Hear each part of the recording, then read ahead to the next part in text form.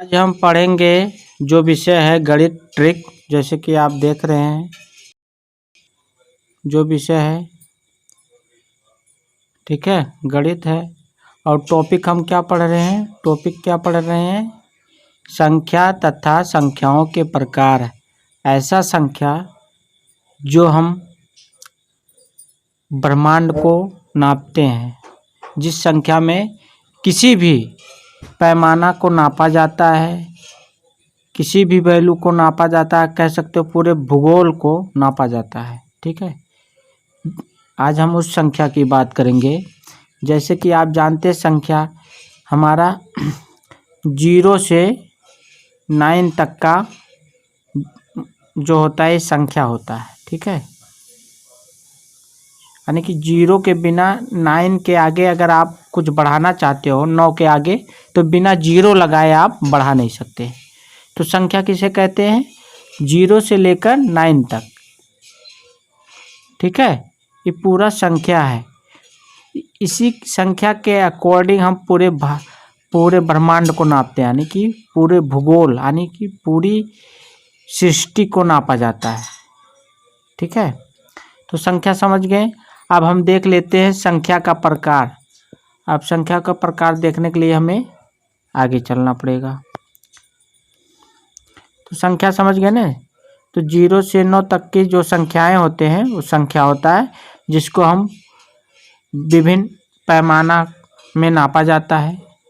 मैंने कहा पूरे ब्रह्मांड को नापने के लिए हमें संख्या की आवश्यकता होती है। बिना संख्या का आप कोई वैल्यू नाप नहीं सकते हैं। तो अब हम संख्या का प्रकार पढ़ेंगे। जैसे कि यहाँ देख रहे हैं संख्याओं के प्रकार। तो संख्याओं के प्रकार पहला देखिए, पहला क्या है? प्राकृतिक संख्याएं हैं। प्राकृतिक संख्याएं उसे कहा जाता है, जैसे परिभाषा लिखा है, चाहे आप परिभाषा पढ़ लीजिए चाहे मैं बता दे रहा हूँ। जो प्राकृतिक संख्या 1 से अनंत तक, यानी कि 1 से 9 तक का जो होता है, या अनंत तक कर सकते हो, 9 से आगे नहीं होता है, अनंत तक प्राकृतिक संख्याएं होते हैं। जैसे एग्जाम्पल में दिया है, ये सब प्राकृतिक संख्याएं, इसमें 0 नहीं होता है। प्राकृतिक संख्याएं में 0 नहीं रहेगा। अब बात करते हैं पूर्ण संख्याएं में। प्राकृतिक संख्याएं परिभाषा भी पढ़ सकते हो। जैसे वस्तुओं को गिनने के लिए जिन संख्याओं का प्रयोग किया जाता है उन संख्याओं को गणन संख्याएं या प्राकृतिक संख्याएं कहते हैं। ठीक है, प्राकृतिक संख्याएं की परिभाषा भी पढ़ सकते हो। और हम पूर्ण संख्याएं की बात करेंगे। पूर्ण संख्याएं में क्या है? प्राकृतिक संख्याओं में शून्य को सम्मिलित करने पर जो संख्याएं प्राप्त होते हैं उन्हें पूर्ण संख्याएं कहते हैं। अर्थात जो प्राकृतिक संख्या है उसमें शून्य नहीं है, और पूर्ण संख्याएं में शून्य से लेकर 9 तक ये पूर्ण संख्या, यानी कि एकदम से पूरा। अब इस 10 संख्या से आप पूरे ब्रह्मांड को नाप सकते हैं, आप गिन सकते हैं इसी 10 संख्या को, यानी कि 0 को लेकर 9 तक का 10 संख्या हो जाएगा। अगर 0 को निकाल देंगे तो 9 संख्या हो जाएगा। ठीक है, अब ये पूर्ण संख्या हो गया। अगर पूर्ण संख्या नहीं रहेगा तो आप पूरे पैमाने को नाप नहीं सकते, क्योंकि 9 के आगे संख्या बढ़ाने के लिए आपको 0 की आवश्यकता पड़ेगी, इसलिए आप 0 को जोड़कर इसलिए कहा गया ये पूर्ण संख्या। अब हम पढ़ेंगे पूर्णांक संख्याएं। पूर्णांक संख्याएं किसे कहते हैं? उसमें 0 से सम्मिलित हो जाता माइनस में। प्राकृतिक संख्याओं में शून्य एवं ऋणात्मक संख्याएं को भी सम्मिलित कर लिया जाता है। शून्य भी है, धनात्मक भी है और ऋणात्मक भी है, तो उसे क्या कहते हैं? पूर्णांक संख्याएं कहते हैं। पूर्णांक संख्या यानी कि ऋणात्मक दिशा में और धनात्मक यानी कि दोनों दिशा में। जैसे कि एग्जाम्पल में देख रहे हैं 0 से मतलब धनात्मक 1 2 3 और 0 से माइनस में भी है, तो दोनों अगर संख्याएं आपको दिख रहा है तो उसे क्या कहेंगे? पूर्णांक संख्याएं। आगे पढ़ेंगे हम सम संख्याएं देखेंगे। ये वाला डेफिनेशन, वे संख्याएं जो 2 से पूर्णतः विभाजित हो जाती है उन्हें सम संख्याएं कहते हैं। यानी कि ऐसा संख्या जो 2 से कट जाए, यानी कि 2 से क्या हो जाए? कट जाए, 2 से पूरा कट जाना चाहिए, सम संख्याएं होते हैं। ठीक है, देखिए 2 भी, जैसे एग्जाम्पल देख लीजिए, 2 भी कट जाएगा, 4 भी कट जाएगा, 8 भी कट जाएगा, 6 भी कट जाएगा, 26 कट जाए। सम मीन्स होता बराबर, यानी कि जैसे जोड़ा। सम का मतलब क्या होता है? बराबर, यानी कि 2 है तो 2 उसका, 4 है तो 4 उसका, इसका मतलब बराबर है। यानी कि 8 का 2 भाग करोगे तो कितना हो गया, 4 4 हो जाएगा। 12 का 2 भाग करोगे तो 6 6 हो जाएगा, ठीक है। जैसे 12 का 2 भाग करोगे तो 6 6 हो जाएगा, ठीक है। तो इसके मतलब बराबर, सब माने क्या होता है, बराबर। बराबर जो संख्या रहेगा तो कट जाएगा 2 से, ठीक है।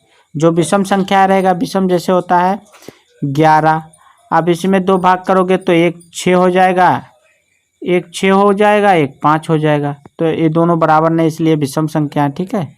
तो सम संख्या हमेशा 2 से कट जाएगा। अब हम पढ़ते हैं विषम संख्या।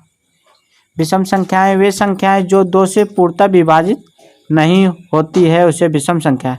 यानी कि आप 2 से काटोगे तो पूरा पूरा नहीं कटेगा, पॉइंट में कटेगा, कुछ ना कुछ बच जाएगा। जैसे 1 दिया है, 3 दिया है, 5 दिया है, 11 17 19 जैसे एग्जाम्पल में दिया गया है, ठीक है। आप समझ गए संख्या। अब आगे देखते हैं, अभी और है। हमने विषम संख्याएं तक देखा, अब आगे देखते हैं अभाज्य संख्याएं। अभाज्य संख्याएं हम पढ़ेंगे। अभाज्य जैसे पढ़ेंगे, वे संख्याएं जो स्वयं और एक के अतिरिक्त अन्य किसी भी संख्या से विभाजित नहीं हो, उसे अभाज्य संख्या कहते हैं।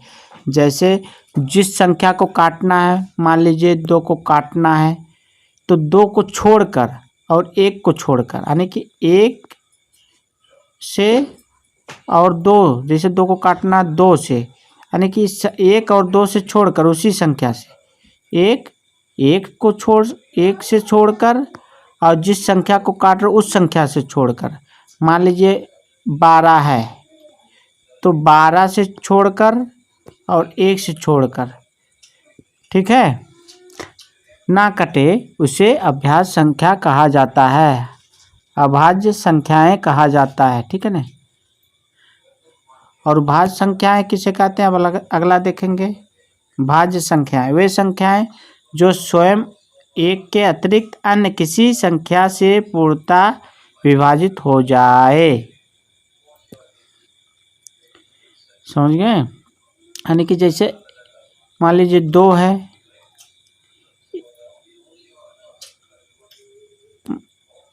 मान लीजिए 4 है, जैसे एग्जाम्पल दिया है 4 है, 2 और 1 को छोड़कर और अन्य से भी विभाजित हो जाएगा, मतलब कहता है अन्य किसी संख्या, जो संख्या स्वयं और 1 के अतिरिक्त, यानी कि मान लीजिए 4 है, 4 को छोड़कर और 1 को छोड़कर, स्वयं मतलब 4 ऊपर है, 4 ऊपर है, तो ये स्वयं हो गया। और 1 को छोड़कर देखो 2 से विभाजित हो जाएगा, 4 2 से विभाजित हो जाएगा, और 6 भी 2 से 3 से भी हो जाएगा, यानी कि स्वयं से छोड़कर, यानी कि 4 4 से छोड़कर, ठीक है। यानी कि भाज्य संख्याएं एक और स्वयं की संख्या से छोड़कर जो उसके अलावा दूसरी संख्या से कट जाए, उसे कहते हैं भाज्य संख्याएं, भाज्य संख्याएं। अब हम देखेंगे परिमेय संख्याएं। परिमेय संख्याएं यहाँ देखिए, वे संख्याएं जिन्हें P अपान Q में, यानी कि P अपान Q बटा होता ना, Q के अपान में लिखा जा सके, है ये लिखा जा सके, परिमेय संख्या कहलाती है।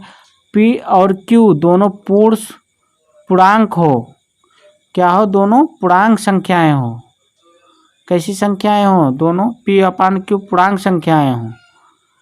और Q यानी कि जोन P बटे Q होता है, P बटे Q होता है, Q कभी 0 नहीं होता है, ठीक है ना। और Q कभी शून्य ना हो। जैसे देख लीजिए पूर्णांक है 4, है ना, एग्जाम्पल दिया है, या 3/4, या शून्य अलग से हो, बिल्कुल बटे में Q कभी शून्य ना हो, ठीक है, उसे कहते हैं परिमेय संख्या। अपरिमेय संख्याएं वे संख्याएं P अपान Q के रूप में ना लिखा जाए, जो P अपान Q के रूप में ना लिखा जाए, बटा में ना लिखा जाए, उसे अपरिमेय संख्या। जैसे हो गया √7, √5, यहाँ एग्जाम्पल दिया है 2 + √2 या पाई, ये क्या होते हैं, और इसमें भी Q कभी शून्य नहीं होता है, ठीक है। अब हम आगे देखेंगे संख्या के बारे में। वास्तविक संख्याएं हम देखेंगे यहाँ, वे संख्याएं जो या तो परिमेय है अथवा अपरिमेय वास्तविक संख्याएं कहलाते हैं। यानी कि अपरिमेय संख्याएं और परिमेय संख्या दोनों को इसमें जोड़ लिया गया, ठीक है ना। परिमेय संख्याएं और अपरिमेय संख्याएं दोनों को अगर मिला दोगे तो क्या हो जाएगा, वास्तविक संख्याएं, जो कट रहा है जो नहीं कट रहा है, जो बटे में लिखा जा रहा है जो नहीं लिखा जा रहा, ठीक है ना। वास्तविक संख्याएं किसे कहते हैं, परिमेय और अपरिमेय दोनों को मिला दिया जाए तो वास्तविक संख्याएं हो जाता है। जैसे कि देखो इसमें दोनों मिलाया गया, 8 6 पूर्णांक भी मिलाया गया और अंडर रूट में भी मिलाया गया, ठीक है ना, एग्जाम्पल में।